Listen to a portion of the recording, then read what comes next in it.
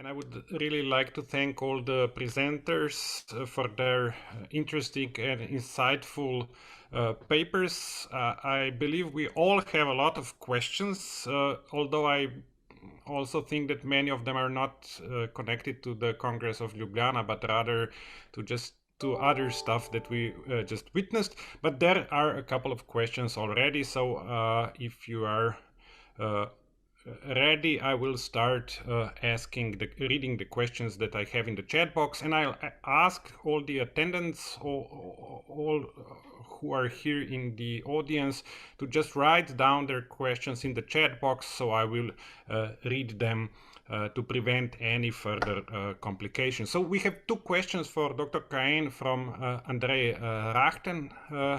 The first one is quite specific.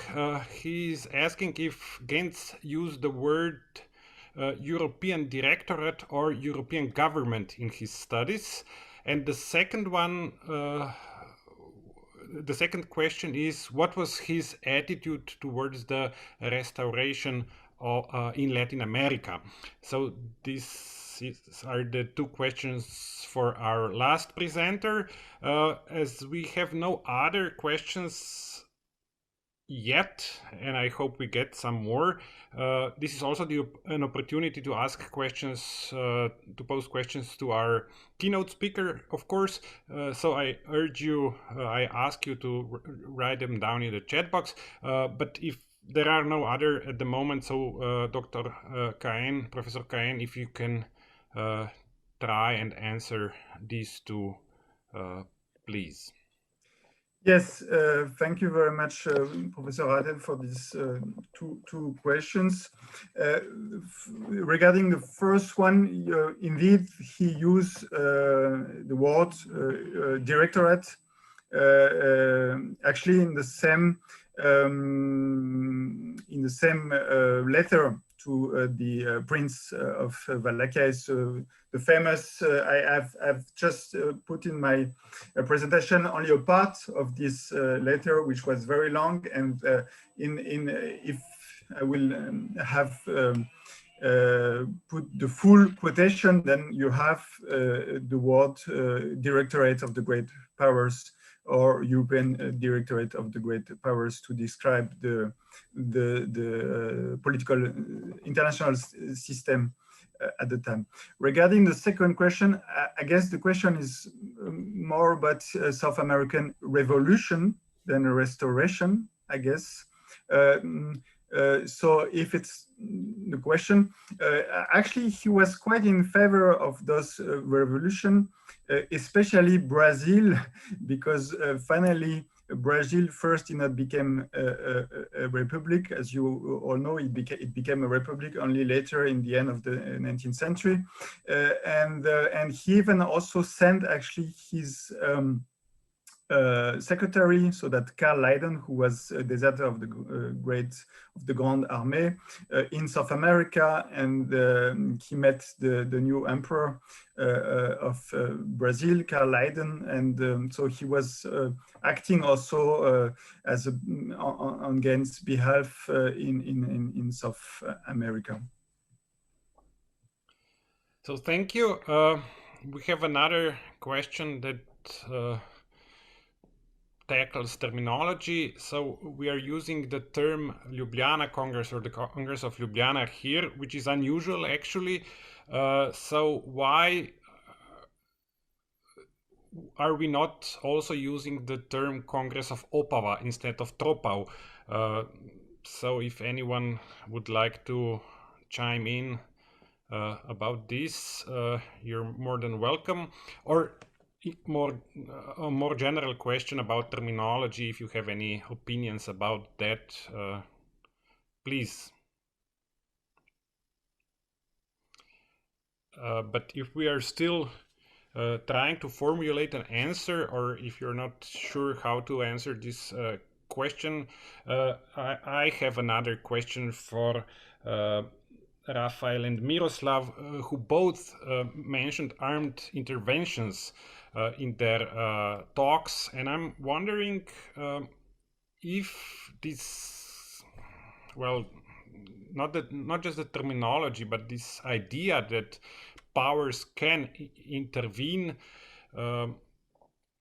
in internal affairs of other states. If this was at all, I mean, international relations in diplomatic history are not my field, so this might be a naive question. But I'm wondering if these discussions, post-Viennese discussions from these congresses we've been talking about today, featured at all when France and Great Britain intervened against Russia in the Crimean War. Was this something that they went back to, or was this totally irrelevant at that point in time? So this would be my question. Should I answer first, or I could wait for Miroslav to connect? Please answer so we can take care of the technical problems I could give a first answer. Actually, and I will give that answer, how to say, regarding French sources from the archive, from the French military, from the French ministry, for the archive of the French Ministry of Foreign Affairs. It's actually, for me, was striking that many papers from the time of the congresses and included that famous report from Bois-Lecomte, which is a report of the Congress of Opava, Ljubljana, were asked again by French diplomats exactly at the time of the Crimean War. So I would say that my answer would be yes, they indeed look back. The diplomats of the time look back to those questions of armed intervention or not, and they looked at what was happening at the first moment of the Congress system, because indeed they were asking for those paper. But that's for the French case. Thank you. I can speak if you hear me. I cannot use the we camera. I cannot use, but I could unmute myself. As far as I know, the Crimean War was a different story from the legal point of view. It was a classical entrance into a war, because a war and intervention, it were two different issues. And some people in Europe said that the problem of intervention was just between great powers and small countries, because one great power couldn't intervene in the affairs of other great powers because it was called war. From, it's war, but otherwise, so these two issues from legal point of view, but I'm not so familiar with this issue as Raphael is, so I didn't see the correspondence from the period, French diplomatic correspondence from the period of the Crimean War and so on. So again, great powers entrance, British and French into Crimean War, it's classical declaration of war on Russia. I think it's a little bit different story than the intervention into internal affairs of other states, as I understood it for the earlier period.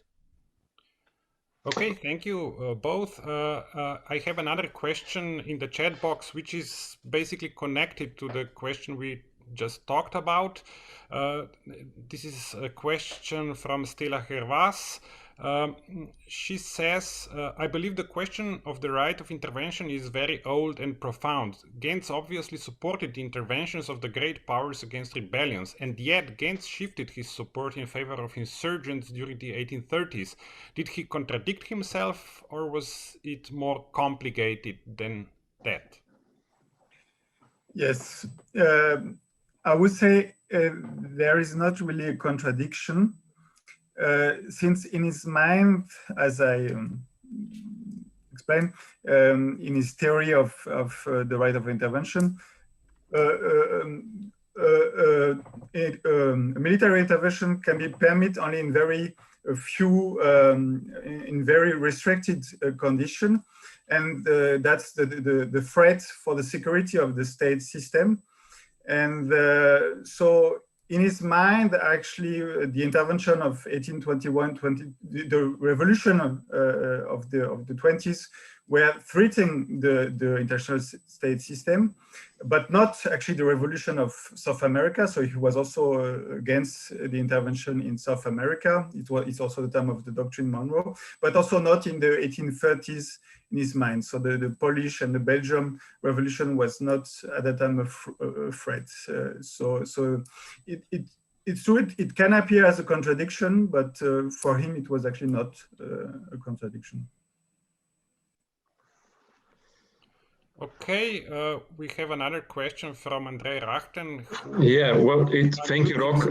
And ask the question himself. Actually, it's not another question, but it's just only my, let us say, observation regarding all the answers. Thank you, all the participants. I was really grateful to hear and to learn a lot from these papers. My question for Professor Cahen was actually dealing with the Latin America restoration. It was not revolution, but restoration. And perhaps this is the question for all the participants at the panel. So if you read Cresson and his Holy Alliance regarding the Monroe Doctrine, you can see that actually there were some plans by Metternich, by Alexander, and so on, that they would somehow come back, helping the Braganza dynasty, for example, to restore the monarchy. That was one thing, and all the Latin American republics to come again under the Spanish rule. That was actually, if you read Cresson, the initial idea of the Holy Alliance, let us say, decision makers. But if we are realistic, and this is I'm asking you, do you think it was possible in 1820s, at the end of the 1820s actually, or at the beginning, to make this move and despite the Monroe Doctrine, let us say, make a restoration of the old regime in Latin America? I think that was too ambitious for the decision makers, but I'm just asking you because you read all the sources regarding intervention and so on, how serious were actually and how ambitious were those plans of the Holy Alliance decision makers regarding restoration in Latin America? So now, who should answer? To be frank, I saw the documents on South America, especially Brazil, for the 1820s, for example, but because it was due to the family connection between the Habsburgs and Dom Pedro, well, as far as I know from the archives and so on, there was absolutely no seriously intended plan in Vienna, if by Metternich, to intervene in South America. I must say, I was talking today about the problem of interventions and interventions from the legal point of view.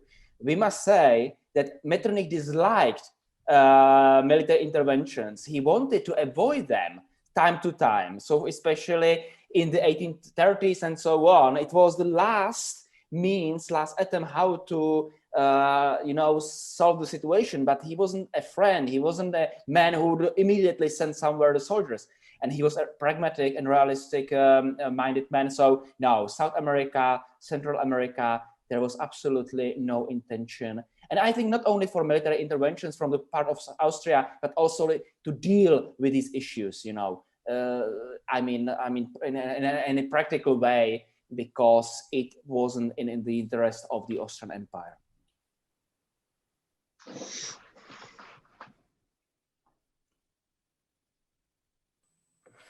Yeah, I don't have much thing to add. I'm trying to look back at some of the resources for the specific example of the South American countries, but I think that's exactly what Miroslav just said, that realistically speaking, anyway, there were no possibility to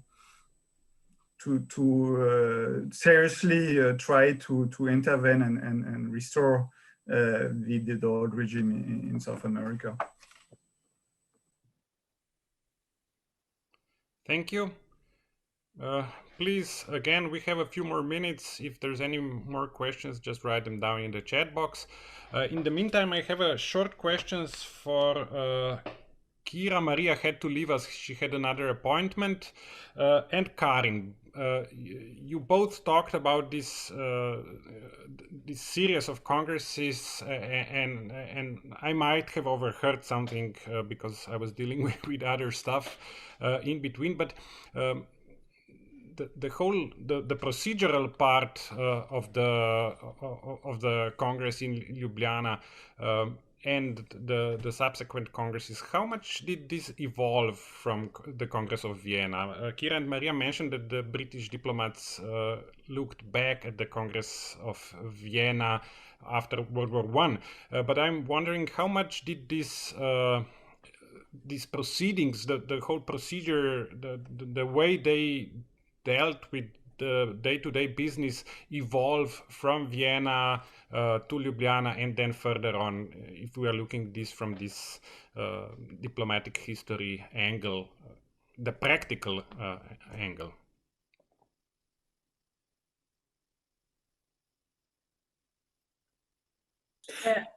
I think that Ms. Schneider will be a little bit more proficient in the answering of that. Just because I think she has more in-depth view than I do, and the part is more on Maria's than on mine.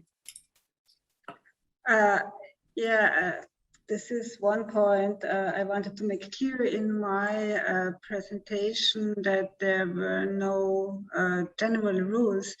The Congress of Vienna was an exceptional event at the time. It was the biggest peace congress, or after the Congress after peacemaking at that time, and there were so many issues on the agenda that they had to find new forms and new practices to deal with. They had these different commissions for everything, and these breaks and these talks behind the scene and so on. The congresses afterwards, Aix-la-Chapelle, Troppau, Laibach, and Verona. As you hear, I say Laibach because it's the term of the time. I use Ljubljana out of politeness to the host. They were organized along the problems discussed there. If you have a look to Aix-la-Chapelle, the most important issue there was the withdrawal of the occupation forces and the regulation of the indemnity payments of France. After this was, and so there were not that many separate issues. After this problem was settled, there were several other sessions where they talked about frontier problems in the German Confederation, and whether members of the Bonaparte family could leave Europe and so on. But the agenda was not as complicated as in Vienna. And Troppau and Laibach, they are special in themselves because they were only the one problem, revolution in the Kingdom of the Two Sicily, and how will we deal with this problem. So it was not necessary, and it was not possible to look back and to take the form or the mode used in Vienna in 1814. Okay, thank you for your answers. I think that we are basically running out of time, and we should wrap this up. And we have also ran out of questions, it would seem. So once again, thank you. I would like to thank all the presenters for presenting these interesting papers, and especially to Karin for bravely facing this invasion, for being able to deal with this invasion without a peace congress even. And I ask you to stay in the room for the next panel, which will begin in 3 minutes or so. I will leave you in the capable hands of my colleague Micha Primefalk for the next panel. Thank you all. Have a nice day.